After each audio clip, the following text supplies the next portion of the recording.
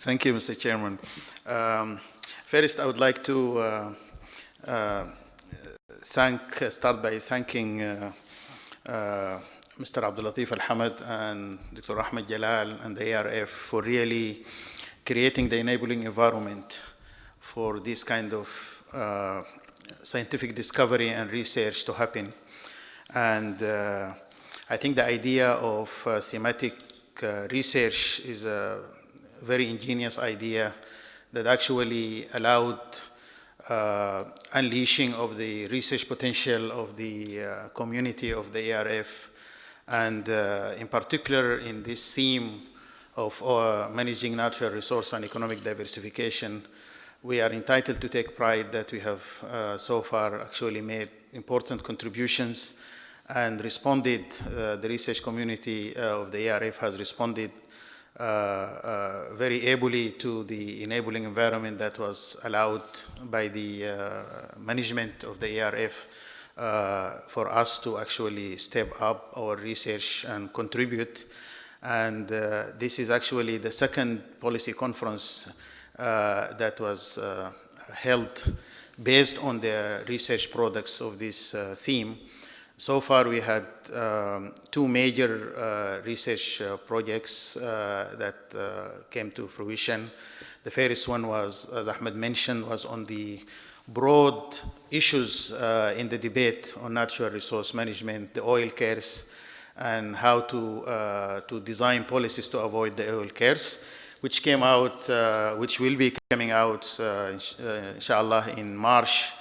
In a book, edited book published by Cambridge University Press on understanding and avoiding the oil curse in resource-rich Arab economies. And so hopefully by the time we had our conference next March or so, we might be able to get this book. The second major activity in the context of this project is now underway in terms of research on sovereign wealth fund. And the sovereign wealth fund is a major issue now because they have played a major role in promoting macro stability in the region, especially in the GCC, and they will be expected to play even more important role in the context of the recent development in the oil market, global oil market, and slowing down of oil prices and so on. And this is a project that hopefully will be completed sometime during around the middle of 2016. But the third issue, which was completed already and is a subject of this conference, is a major project on institutions, fiscal and monetary institutions, and the linkages between the two institutions. And this is a twin kind of two twin projects, very ably managed by the fiscal side by Professor Jeffrey Nugent, and on the exchange rate and monetary side by Dr. Basim Qamar and the research team. So I would like to thank them for their effort and for making this research happen and come to fruition. The idea of the policy conference, in my view, is another ingenious idea of building on the critical mass of research that is produced under the ARF project, but they're not confining it just to the ARF specific project. Also building around it some relevant research from other institutions within the Arab world, Iran and Turkey, as well as outside the region, and also marshalling the knowledge and discovery that is produced in the context of the research to inform policy making as well as to enrich the policy dialogue.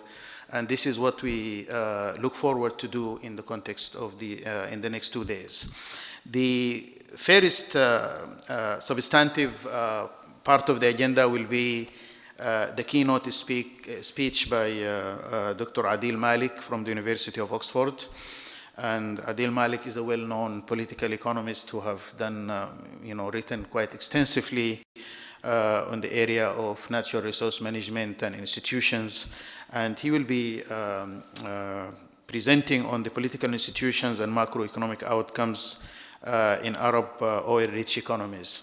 And as Ahmed said earlier, the real issue is not to say that institutions are important, but the real issue is to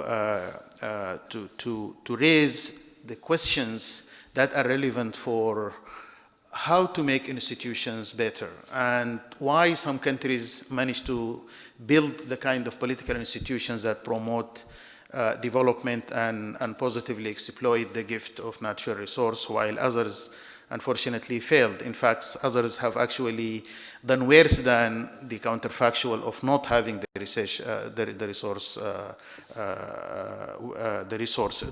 natural resources.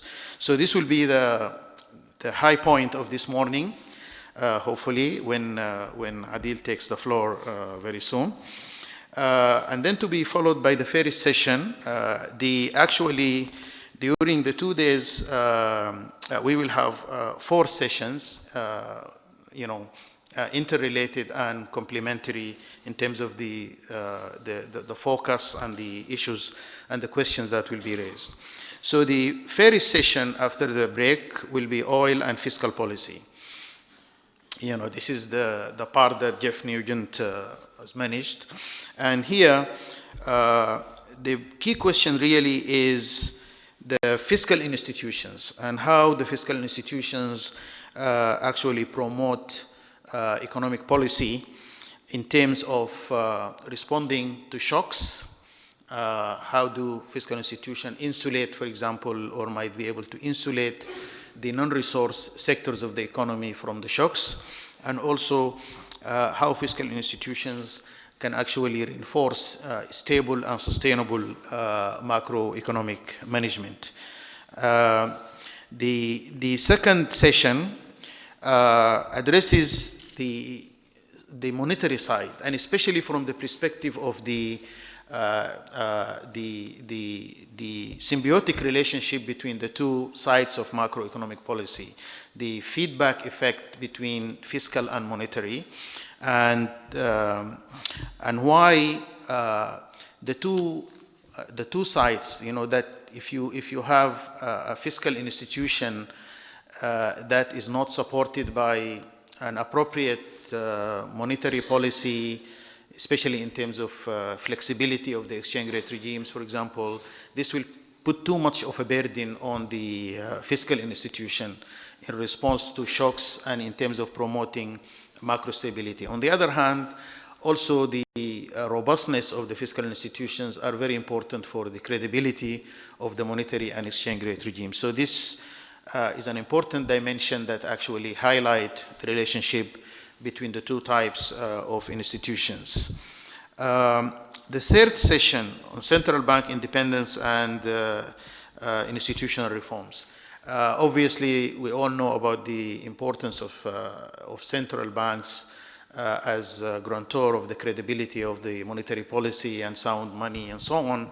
But then again, the issue of the central bank is very nuanced issue, because the central bank also has to be responsive to the long-term development goals of in the economy, and also to cohere with the fiscal dimensions, and especially in the context of the natural resource countries, the capacity of the central bank to actually manage savings from the natural resource, and in a way that actually promotes fiscal outcomes as well as stability, even in terms of the longer term, in terms of intergenerational equity. One example on this, which I think will be addressed in this context, is the role of the Central Bank of Chile in managing the proceeds from copper, for the benefit of the Ministry of Finance. So that is a concrete example of the interrelationships between an independent central bank that's actually working in tandem with the fiscal rules and the structural fiscal policy that's adopted in this particular country. But obviously there are other examples that will be reviewed and discussed in this paper, and especially the contrast between the populous oil economies of the region, the Algeria and others, vis-a-vis the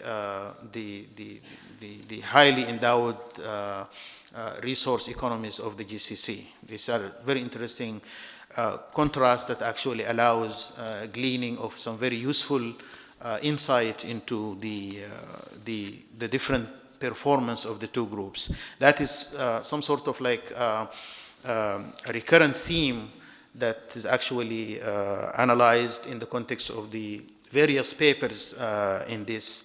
And later on, when we had a chance to talk about political economy, we will find that actually this is, I think, a major issue that was uncovered by the ERF research, is the importance of resource rent per capita.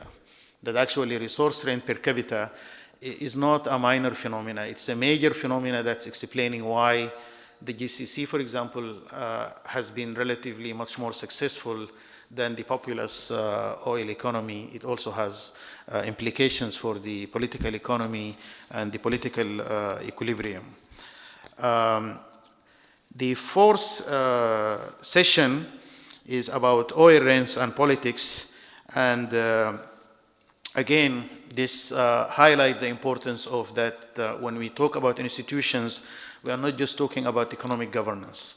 In fact, if anything, the fundamental issue really is political governance, and how the issue of rents, institutions, and politics are intertwined, or are interrelated, and they all of addressing all of these aspects of institutions, political and economic, would be very important to better understand the outcomes and how the outcomes of policies and the formulation of policies and the driver behind the adoption of certain policies by certain countries, and perhaps maybe offering some insight as to how best institutional reforms could be effected. Finally, the kind of the event or the session that capped the 2 days, and hopefully it will also be an ending on a high note, is a panel discussion about institutional reform in the Arab world.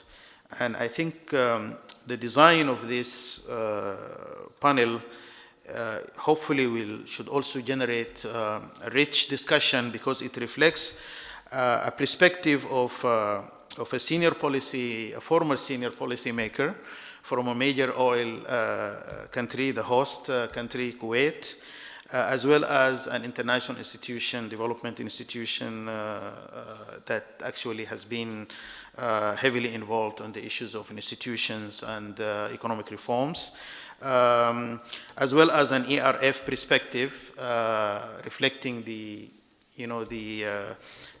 wisdom or the implications of the evidence from the ERF research, and finally an academic perspective as well on the same set of issues. So we all look forward for a very engaging and interesting debate and discussion in the context of this conference for today and tomorrow. Thank you very much.